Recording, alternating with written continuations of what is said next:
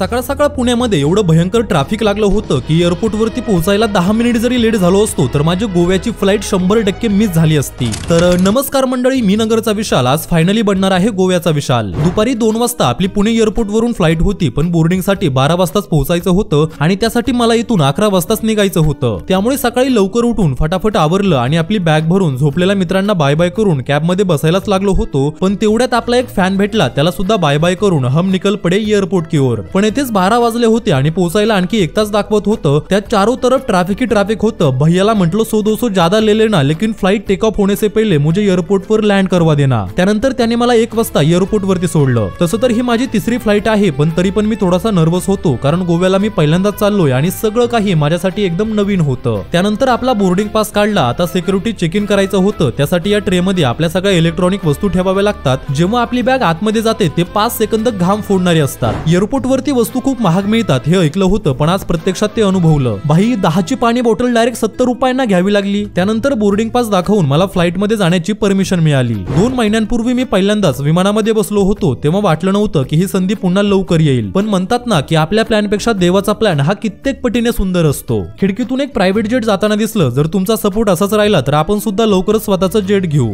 कुछ ज्यादा नहीं हो गया, मतलब कुछ भी। त्यानंतर विमानाने हवेमध्ये झेप घेतली आणि मनामध्ये फक्त एकच गाणं आठवलं, आकाशी झेप घेरे पाखरा सोडी सोन्याचा पिंजरा। विमानामध्ये बसणं ही खूप मोठी गोष्ट नाही, पण जेव्हा मी लहान होतो आणि माझ्या डोक्यावरून एखादं विमान जायचं तेव्हा वाटायचं एक दिवस मी सुद्धा अशाच विमानामध्ये बसून खूप लांब जाणार। आता जरी माझं हे स्वप्न पूर्ण झालं असलं तरी खरा आनंद हा ते स्वप्न पाहण्यामध्ये आणि ते पूर्ण करण्यासाठी केलेल्या मेहनतीमध्येच येत होता। मी जास्त पैसे देऊन विंडो सीट बुक केली होती आणि तेथून मला असे अफलातून नजारे पाहायला मिळाले की सगळे पैसे वसूल झाले। त्यानंतर पायलट काकांनी फक्त 40 मिनिटांमध्ये आपलं विमान गोव्याच्या एअरपोर्ट वरती लँड केलं। त्यानंतर गोवा सरकारने आपल्यासाठी एअरपोर्ट वरती बस पाठवली होती। त्यामध्ये बसून गोव्यातल्या सुंदर निसर्गाचा अनुभव घेत हम निकल पडे हॉटेल की ओर। सरकारने आपल्यासाठी डायरेक्ट 5 स्टार हॉटेलमध्ये स्टे दिला होता। त्यानंतर आपली की घेऊन मी डायरेक्ट माझ्या रूम मध्ये पोहोचलो। आता रूमचा टूर आणि बाकीच्या कार्यक्रमाची माहिती पुढच्या व्लॉग मध्ये देतो, पण तोपर्यंत आपल्या पेजला नक्की फॉलो करून ठेवा।